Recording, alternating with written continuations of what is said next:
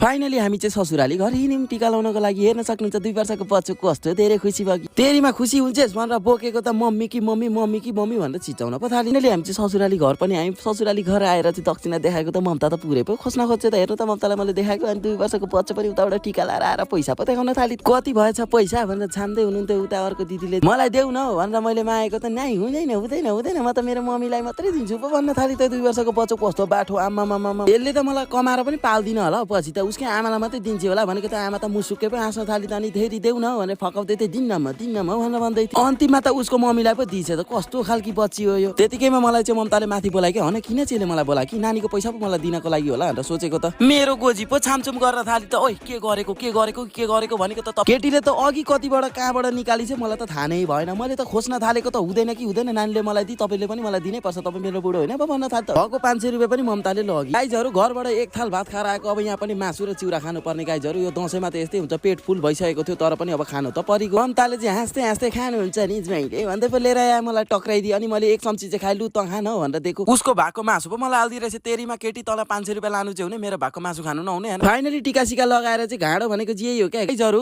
जुत्ता लगाइराख्नु पर्ने खोलिराख्नु पर्ने यो दसैँको चाडबाडमा चाहिँ यही हो कि सबैभन्दा ठुलो समस्या। मलाई मात्रै हो कि तपाईँहरूलाई पनि हो गाइजहरू कमेन्ट गर्नु होला। अनि हामी चाहिँ फाइनली टिका सिका लगायौँ। अरू ठाउँहरू पनि थुप्रै जानु थियो तर म भ्लग गर्न सकिनँ। सो आजलाई यति नै। नेक्स्ट भ्लगको लागि वेट गरिदिनुहोस्। धन्यवाद बाई बाई।